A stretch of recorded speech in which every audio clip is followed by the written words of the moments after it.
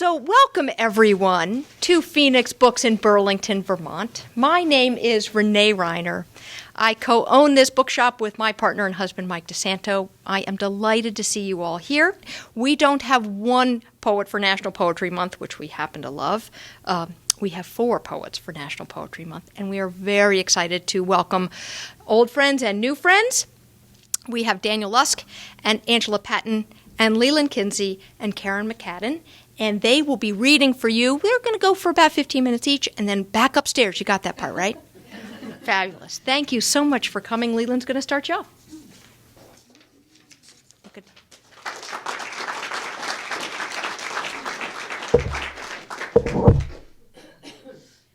Guess it's the way it is.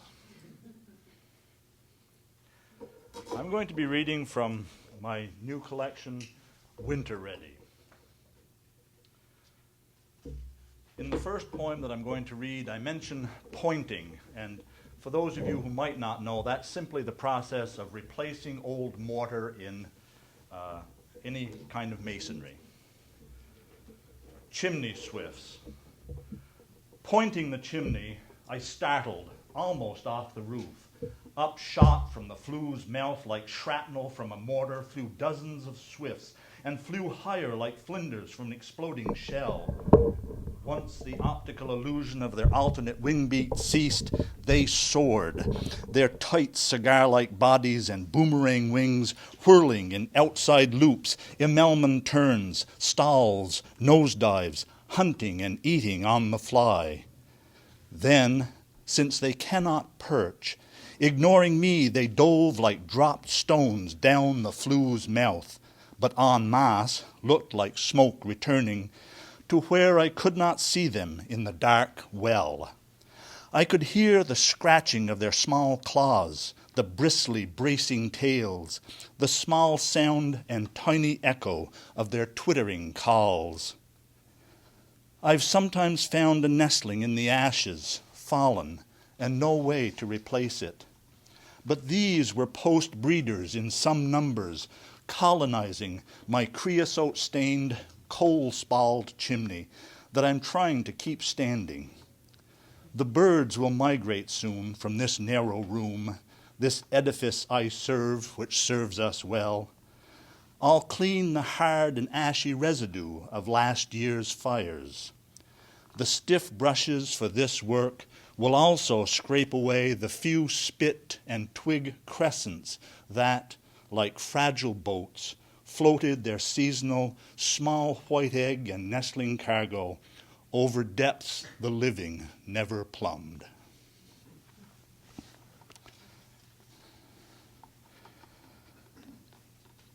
The next one, again, I don't want to insult anybody's intelligence, but it mentions fungo, and that's simply the game of tossing a baseball in the air and hitting it out to however many are playing. Playing fungo. My grown son asked to go out and have me hit a few before first snow. I lay down hard grounders and shout, "Good stop!" His way of staying connected to his youth, not distant, and me. I remember a time I could swing the bat with ease, no hitch in the hips, back muscles wouldn't seize. The days stretched long for my brother and me in sharp stubble fields as we got so good we were so far apart we could hardly talk, or with the few neighbor kids for inning after uncounted inning. Grass wore out and stained, dirt scrapes, close calls, self-called, gave one a sense of winning, even when the score was lopsided, as were the poorly made balls when ash and hide cracked for hit, foul, or out. When horsehide and cowhide collided on pitches or plays in the field, the odor of leather and the neat's foot oil we rubbed into the gloves all winter rose like a mist, rose like the mist from warm ground late evenings that you could lose your ball in when you couldn't decide how to yield, or like the heavier fog burning off fall mornings when the season and season were ending, and our longest throws and deepest drives had rhythm and no reason.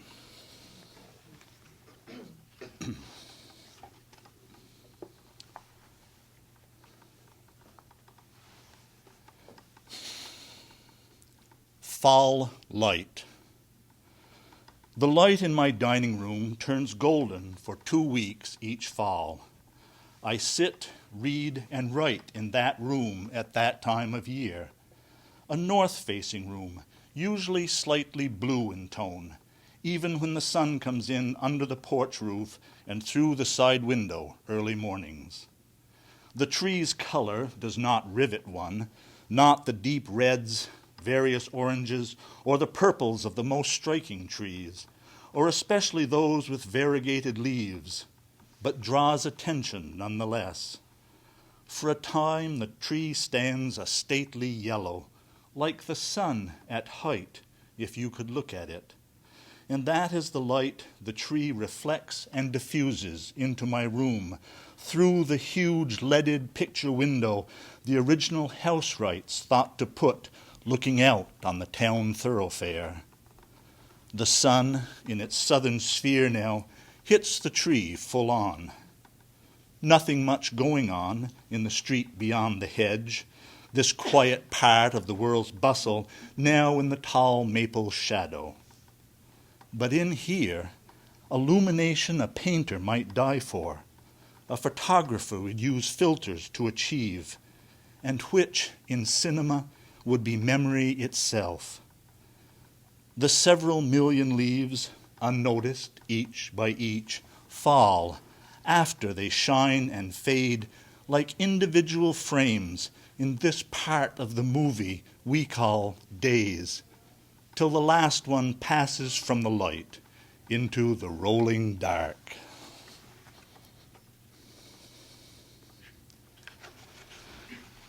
And the last one I'll read, I thought would be appropriate at a bookstore because it's about reading.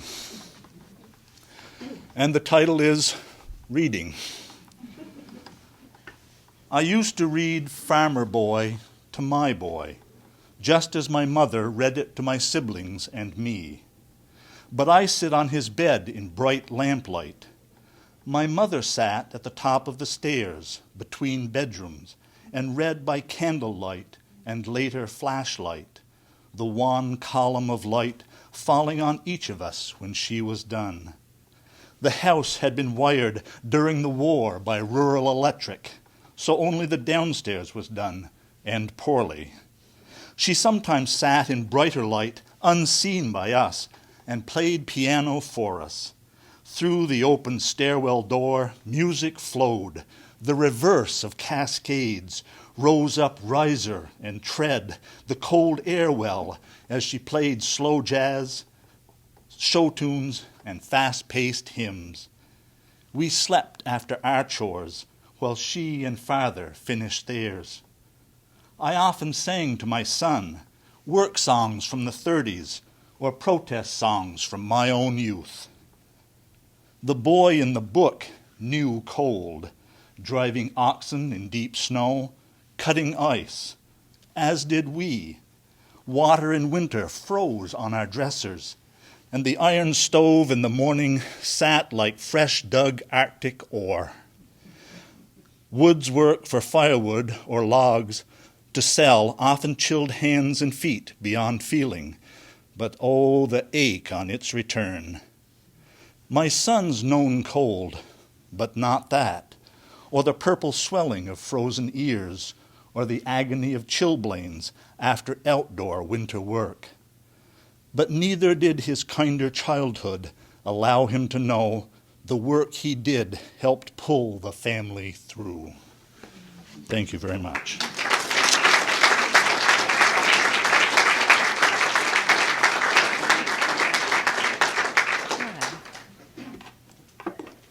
I'm amazed to find that an American knows the word chilblain.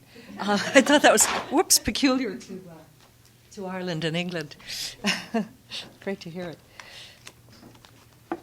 So I'm Angela Patten, and I thought I'd start by reading just one poem from 2 earlier books, and this is one that came out quite a few years ago. It's called Still Listening. and it was published in Ireland.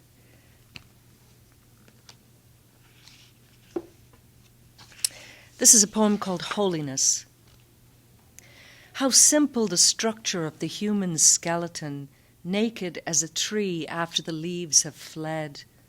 The myriad bones of the feet dangle like ivory castanets from the ankle's fragile knob. When I'm finally peeled away, will my frame hang so delicately? Will the hip slip into its socket like a hand finding the pocket of a favorite coat?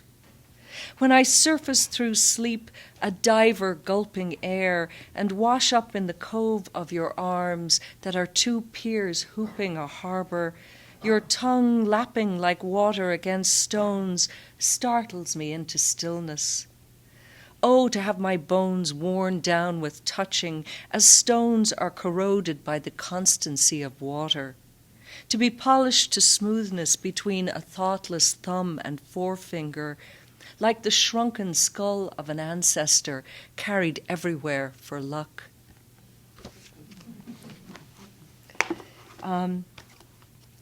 This is a book called Reliquaries, and you were talking about that word when Kerrin came to my class last week, explaining that a reliquary is a holder for religious relics.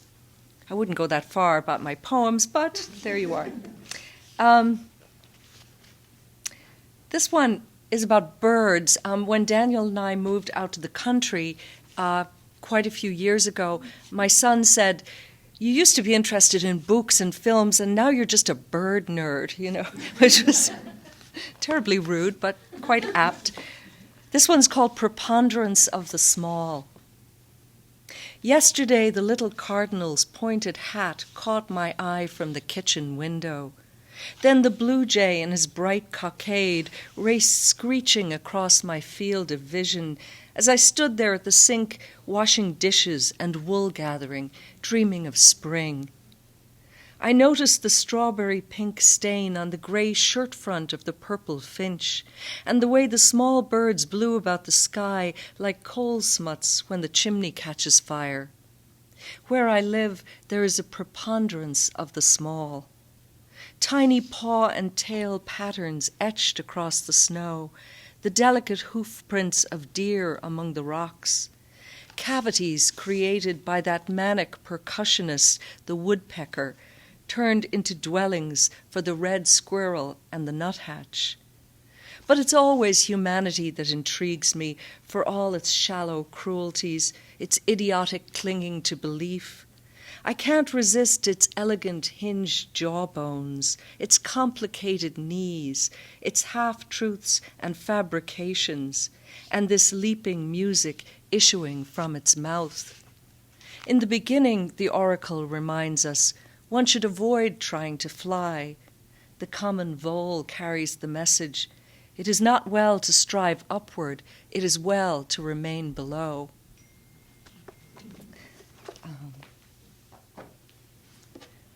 I wanted to read you a few from a new manuscript that is actually going to be published in September by Windridge Books. This one is for my brother John, who lives in Wexford in Ireland. It's called Misty Morning in Wexford. Brambly hedgerows against a grey sky, the trees like old ghosts in the distance, disfigured by wind, unceasing off the sea. My brother and I engrossed, listening to the soundtrack of our teens, a Stax Volt Motown Van Morrison via Mississippi Delta talking about my generation compilation that conjures sweaty tennis club dances, pounding rhythms, slow sets and furtive kisses, the sun-tanned glow of our Irish skins in the false romance of ultraviolet light. Here in the house my brother designed, where deep terracotta and warm yellow shadows linger over rich wood doors, I think of our father's restrained palette, the easy-to-clean peach walls and flowered wallpapers that, like his hard work and expertise, never varied. Turn off that damn noise, he used to say, when Procol Harum played a whiter shade of pale, or the Stones sang Painted Black on the Pirate Station. And later, how my brother's newfound tastes took on the very tint of mutiny. I have 2 grandchildren, and my grandson, Lukey, is 7. And he's a wonderful kid and very challenging for me in a lot of ways. I've always been terrified of children, so I like this one, however. It's called Learning by Rote. Lukey, at 6, is learning the names of dinosaurs: Giganotosaurus, Titanosaurus, Pteranodon. He marvels at their massive jaws, their claws and teeth, their appetite for widespread mayhem. Marvels, too, at my ignorance of prehistory, science, anatomy, almost everything. At 6, I had to memorize the Maynooth Catechism, learn words like sepulchre, crucifixion, calumniate, recite the litany of the 7 deadly sins, 7 sacraments, 7 gifts of the Holy Ghost, cudgel my conscience to deduce the destructive consequences of my sins.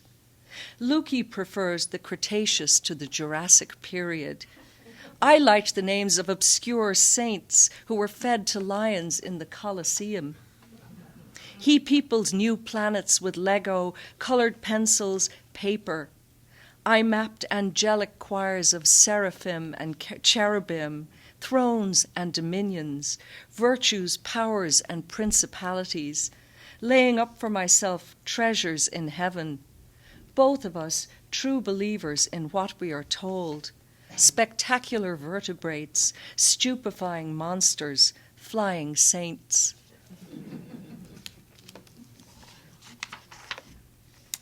Let's see. How much time do I have? This is one called Mornings with Coffee. You always bring it in the small blue cup that fits my hand, its smooth, full lip, familiar, comforting. The coffee strong and black, a ritual perfected, no unnecessary gestures, no ripple on the pond of morning.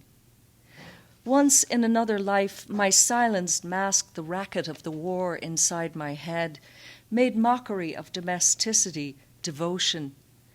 And even now, most days, I fail to love the life I never meant to have, distracted by delusions that the world is celebrating elsewhere, kicking up its heels, shaking out its tail feathers, getting on famously without me. Comes a moment such as this when a little grace kicks in and there is just this pleasure, the wisdom of our hands, no thinking. Let's see. Wonder if I have time for this one. I tend to remember poetry seasonally. I always have these seasonal poems going through my head. And this one I couldn't resist reading because it's called Poem in Late April. And it alludes to the fact that my birthday is at the end of May. And also, in the beginning, I refer to the great disappointment, which is when many people believed that the world was going to end, and when it didn't, they were terribly disappointed. It's called Poem in Late April.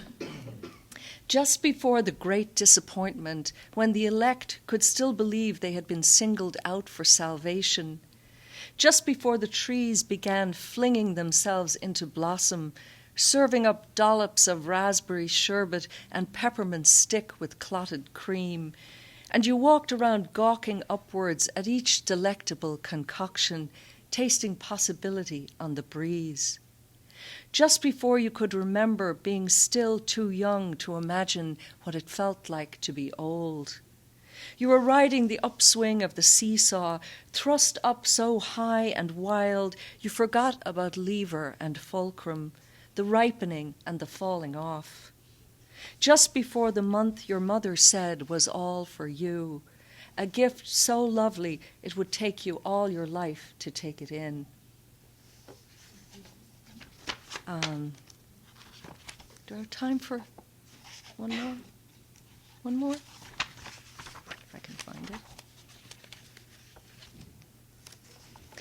There's a shop in Burlington that some of you may have passed by. I've not been inside, and it's called Bertha Church. And I stumbled in there one day by accident, and this is the poem that emerged from it. It's called One Size Fits All.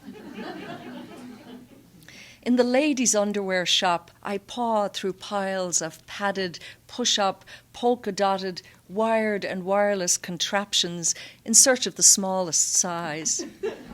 There's the Wonder Bra with its intricate ropes and pulleys, the sports bra, first cousin to the whalebone corset, the jog bra, an ace bandage for minimizing bounce, as if I ever needed minimizing. I'm sure the shop assistant has a look of pity in her eyes. I want to ask her if she knows what it was like to be 15 and to wonder why your chest was flat as a skillet while your mother's flesh oozed over its lacy restraints like a soft dough newly risen. The assistant measures me expertly and delivers her verdict. Size 36 AA cup. We'll have to order one for you, she says, appraising my insufficient torso. AA, the scarlet letter. I imagine poor Hester Prynne condemned to wear her shameful cup size on her chest as punishment for Pearl's existence. We're interrupted by a phone call. Someone needs size H, but double D is as far as they go. Another special order to add chagrin to my sin of self-regard. At home, I reveal my digital destiny to my husband. She's wrong, he says stoutly. You're not a AA. These hands don't lie. Thank you very much.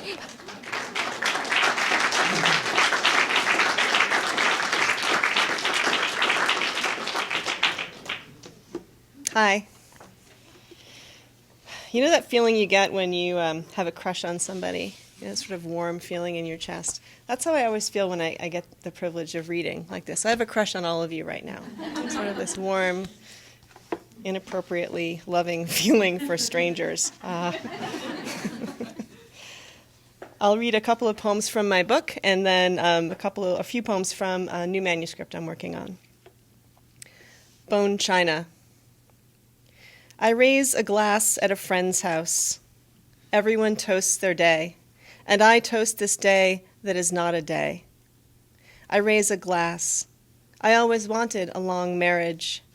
When we built a home, the foundation was too high, and the house became a ship. You know how ships are. I found myself always on the bow. There is little to say beyond that. I was on the bow. The waves were a giant hayfield. I watched the stars. I wondered what a sextant was.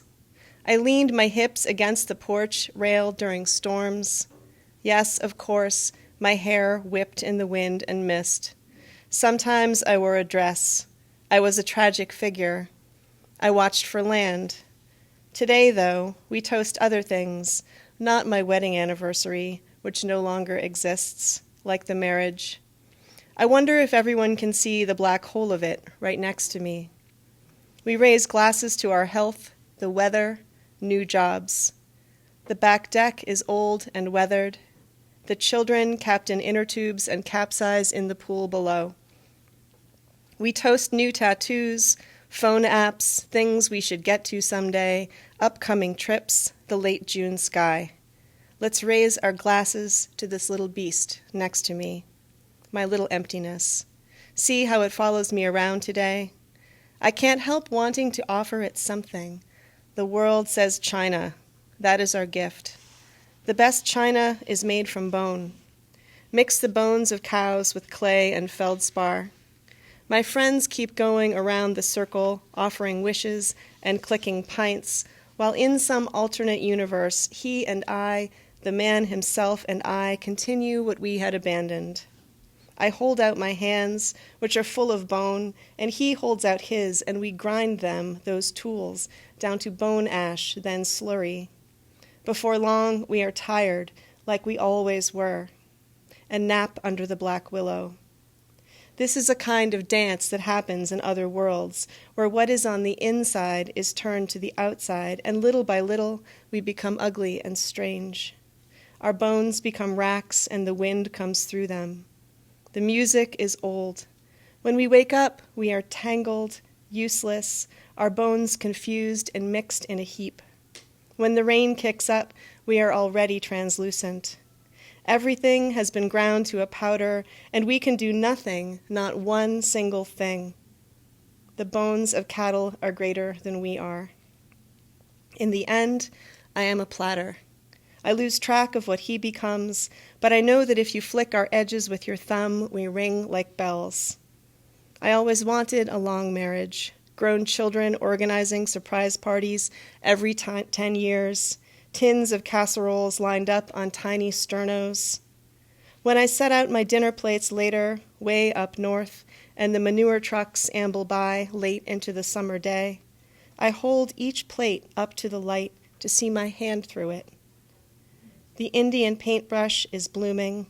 I am just in from a walk, and the mallow reminds me of those years. I rang a bell in a high white church one day. The cows were lowing in the heat. The whole world seemed translucent, and I a fine white powder blowing away.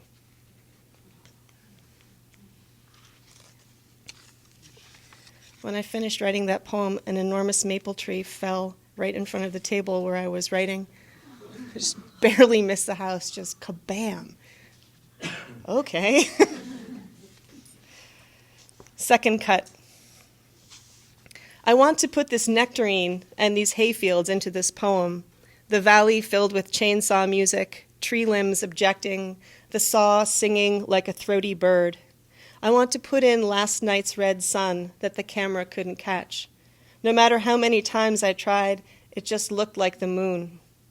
It is a little box, a poem, a thing full of blackbirds bolting from the maple, hermit thrushes always in pairs, first one, then the second, that hawk sailing over it all, this day so hot it's like a painting.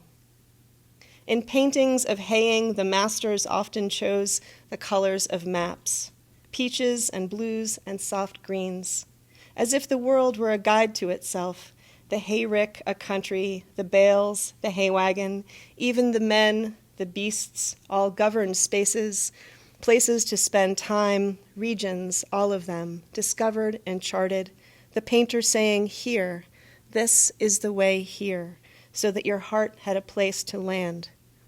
Out back here, the farmer races the weather, leaves the second cut of hay to dry, the whole field a clockwise spiral.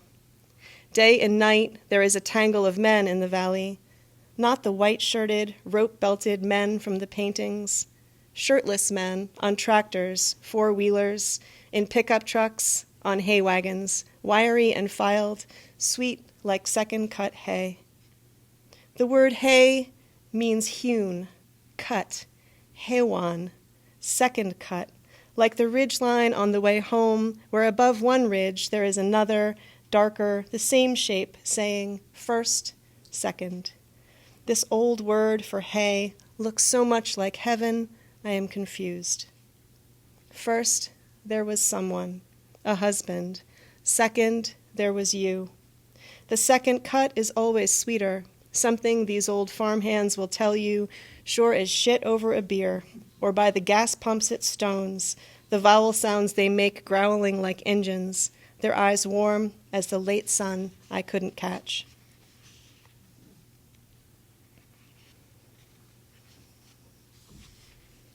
Say sing. This is my one life. Say you know. Say this means many things. Say snowy owl. Say 3 feet of snow. Say kestrel. My one life is here at the table next to me. Say you know. Say, fine night for soup. Glad to have you. How was your drive? Say there is only one ridgeline worth knowing, one swale between 3 hills. Wonder why the mountains are named Lord's Hill, Devil's Hill, and Burnt Mountain. Say, we should go there sometimes when we are lonely like this, stand in the center, gear-shouldered, and wonder where to camp. Say bear claws and hawk circles. Say grass chewed low. Say here, one life, settle in with us. Here is the fire. Say, Here is a warm stone. Say, sing.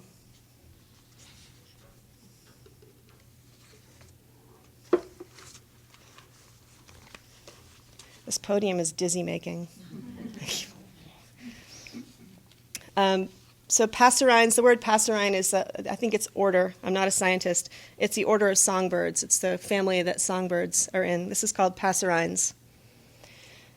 I want to tell you about the thud at the back door, that my man says, bird, that later we see its tail sticking out from underneath the siding, that its tail feathers shine like oil, shifting purple to blue, and we are kneeling on the wet decking. The yellow of its stomach makes it something more than the brown birds everywhere, a tiny prize for kneeling there, for prying back the vinyl siding to find a yellow-bellied flycatcher, its cheek bloodied. I want to tell you how he held it, said passerine before it took flight. Little passerine, songbird. Before she left, I brought my daughter to Saint-Genet.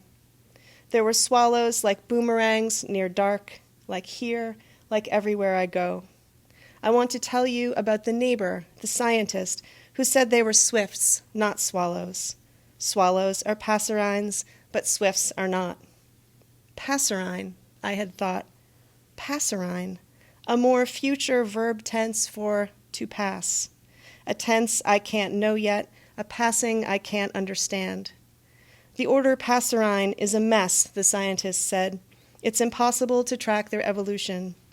I want to tell you, I don't understand evolution, any of it, even mine, becoming the mother I will be next, the one who lets go. Once I stood on a bridge, and a man taught me to call sparrows to eat from my hands, told me he was a sinner, that what he did for me was atonement, which is the thing I might understand. I want to tell you there is nothing like their tiny grip, the way they quiver while they peck at your palm, wanting to fly out of reach. I want to tell you what happened when I let her go, but I don't understand it yet. I want to talk about this morning, the little yellow bird in sudden dizzy flight, the trees full of yellow, how I lost sight.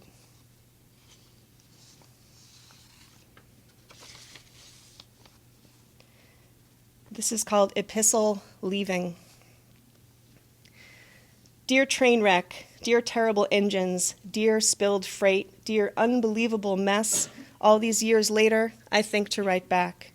I was not who I am now.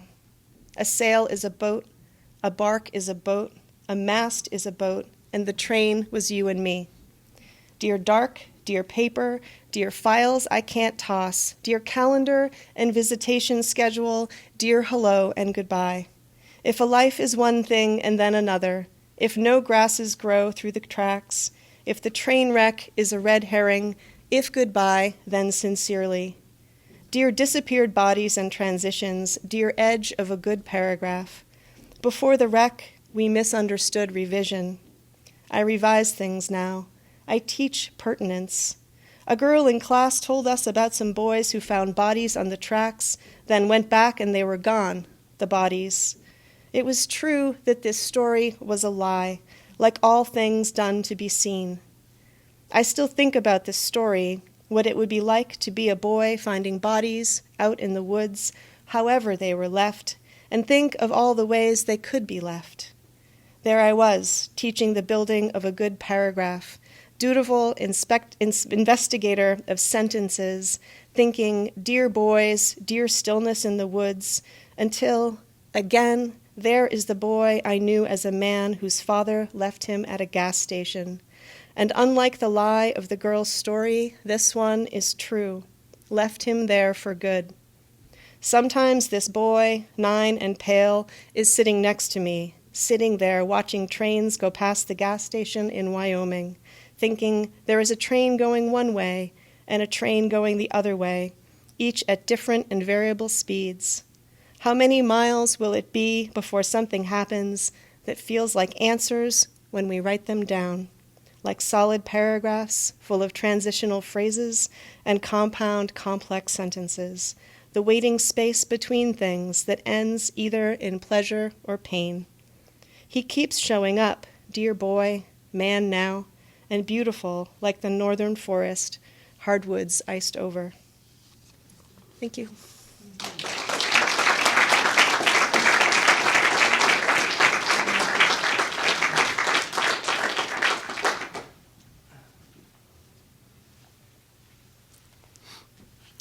Hi. I wanted to be last. I tried to get them to say we'll do it by age, which would mean I would get to be last. So can you hear me? It's a nice room, isn't it? I'm going to read something first that I think I wrote last because it happened a long time ago. A couple of decades ago, I worked on a cattle ranch in western South Dakota. And I think I started this poem sometime around then, but then I didn't finish it until recently. And so here it is. It's called Deeds.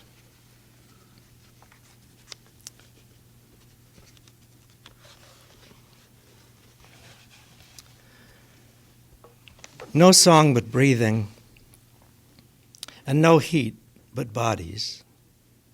Of this cow where she lies steaming in cold window light, of this hired hand who gathers stout rope to secure her for the work, of this tall man, satchel at his feet. They strew clean straw around her hindquarters, kneel on either side, rub their hands warm and nod wordlessly across this county of her haunches. One man cannot know the other lost his first real job, bagging groceries at 14 for stealing a razor and blades.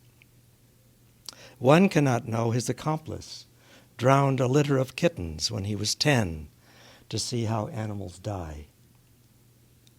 Between them in the dim hay-dung chapel of this barn, this cow will die in pain if not relieved of her burden.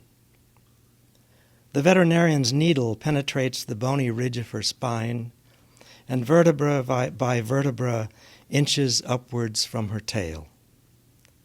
Places a broad hand firmly on the white expanse of swollen belly. The scalpel in his other hand unzips her hide. Hired man holds the furred edges apart with his hands, and his companion deftly draws his blade again and again across the fine grain of her uterus. Its translucent tissues peel themselves away one by one. At last, there is the womb. Unborn calf in its hot, aromatic pool. Warmth mists the wrists of the hired man, fogs his companion's glasses as he lifts the bony form from its wet bed and hands it glazed into the arms of his assistant, who has taken down a worn coat from a hook. While the cow turns her head, rolling her eyes white to see, veterinarian clears the little one's nose and mouth with his hands, wraps the newborn in its borrowed coat, and lays it by the mother. It would be easy to forget how they removed the afterbirth and sopped the fluids from the cavity, to ignore where they cast it aside for burial, fixed instead upon the way the two men kneel, as if humility were an instinct and prerequisite. Having no water except the freezing well stream in the tank outside, they cleanse their hands with antiseptic cream. Then, while one holds together the two halves of each peeled layer, the other sews each pair of tissues with a running stitch of stiff black threads until the cavity and hide are bound and closed again. They stand and wipe their hands on pocket handkerchiefs, release the cow from tether to rise when she can, nod and leave the darkened barn. They have turned away already to the separate courses of their private histories and lives. It will not occur to either man for years that in the course of things this calf was slaughtered for the table, the cow dead, bitten by a snake. Both men's marriage is also gone, divorce or loss, and both with small victories and large regrets, quite possibly alive somewhere.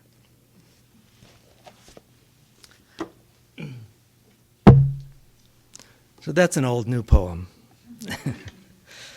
I'm going to read a couple things from each of two books. This is the first poem from my recent book, Kin, called The Bull on the Roof. And it's sort of about living in a log house with Angela at the edge of wilderness in Jonesville, part of Richmond. So I'm coming closer to home now. And there's some spring stuff in here. These frogs saved the world.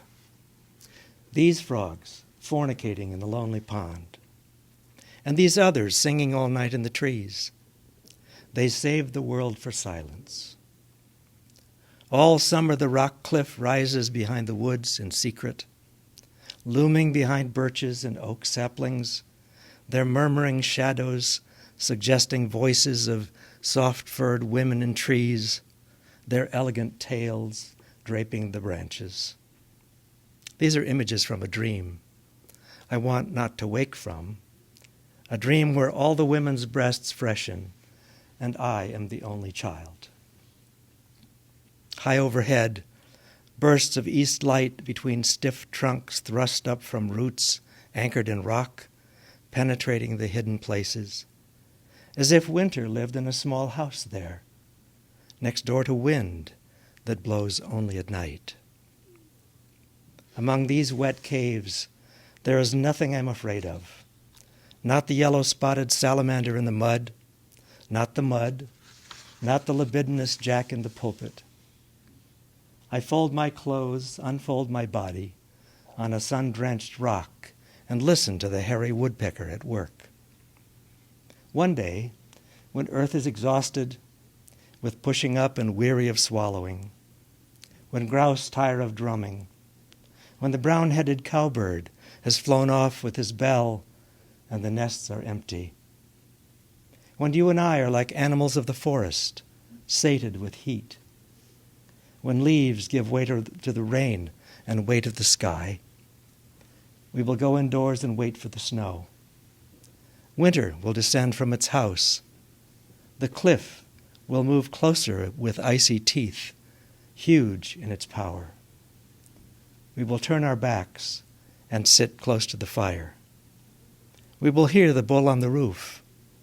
We will dream bright meadows and running water.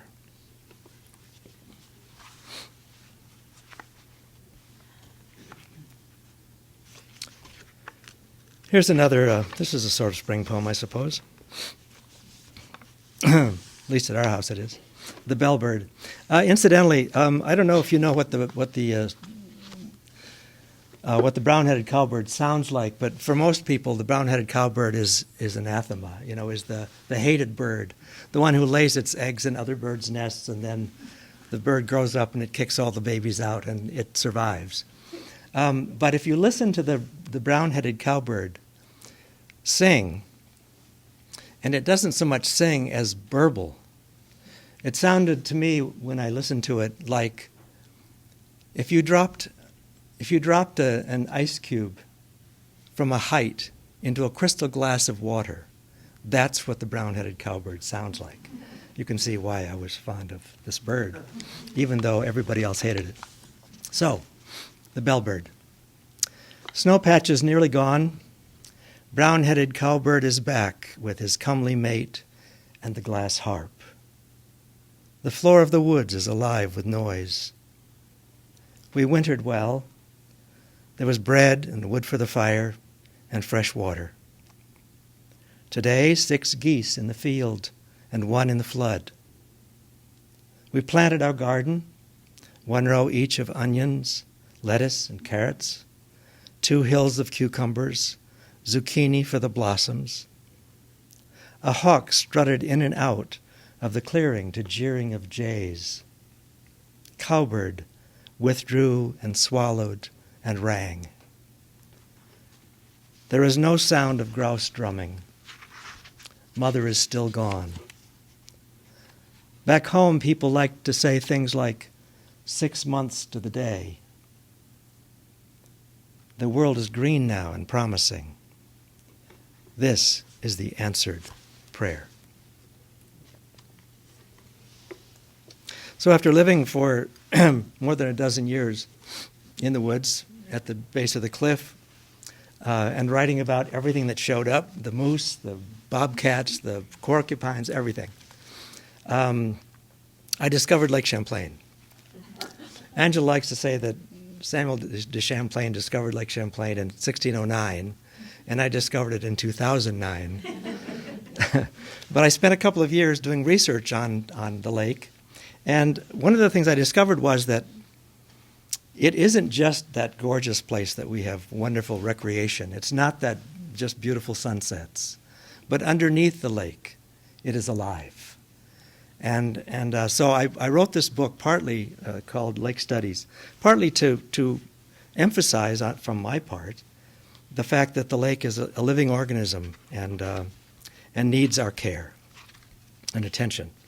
So this is the first poem that I wrote before I began my research.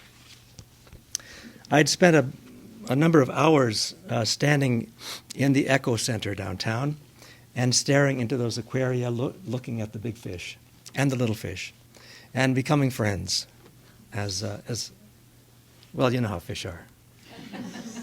I was a little like that. I was like that. So this is my imagining myself a diver. I don't dive. It's called Nocturne. When we go below, we almost expect to see the stars, mirrored by the surface so vividly at night, fixed in their places along the bottom. The big fish, the elegant pike, avuncular channel cat, the lordly muskellunge, they graze the hillsides around and below us like cattle. The little fish, shiners in a school, tessellated darters scattering like grace notes on a score, so the silence appears to have secret music, appears even to have birds. Are there seasons here? Like storm clouds, the hulls of boats, an occasional swimmer in flight? Are dusk and dawn the same? There are no pedestrians, no panhandlers, no street lights, no distant porch light, but the moon. Small boats, moored along the bottom, appear homesick to those of us who love our homes. We listen for fish calls, as if a pumpkin seed were a flugelhorn. But these corridors of mud are silent as catacombs.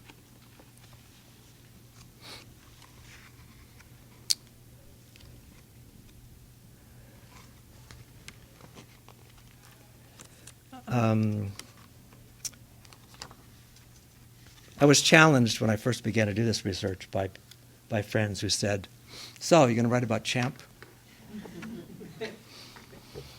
Well, what could I do, you know? So I wrote about Champ. So there's a little epigraph. The poem is called Lake Apparition.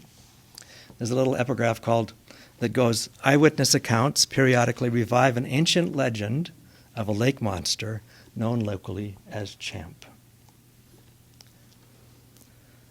Consider the sweet sadness that washes over the sunset watchers and those others made fearful by the dark, then gives way to the rising exhilaration of the night watchers across the lake, who search the eastern sky for the shadow of earth cast among the first visible stars.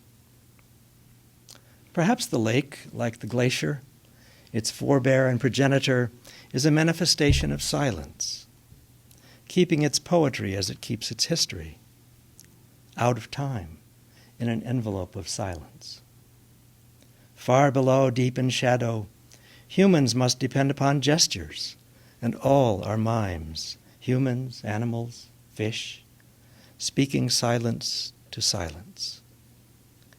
The lake, like our dreaming selves, redolent of secrets, wondrous and perilous. Like the face of the moon, which appears immense as it rises over the rim of mountains, the sudden reappearance of a creature some believe exists in the distant past, and whose rude hovel may be like the moon, many fathoms away, seems to us monstrous, even frightening. We imagine in olden time that the going of giants was likened to a spectacle to make the people wonder. A figure of wildness we continue to long for, our lost libido in the person of Pan or Dionysus or the Yeti. We understand that some giants are only papier-mâché, some little men on stilts, or women magnified by mirrors. Yet there is a fable of three undeniable shapes in the murky depths of the lake. If not eons old, remember, the enormous amphibian of Lake Champlain is not alone. Is death not also sometimes the large shadow of something very small? Thank you very much.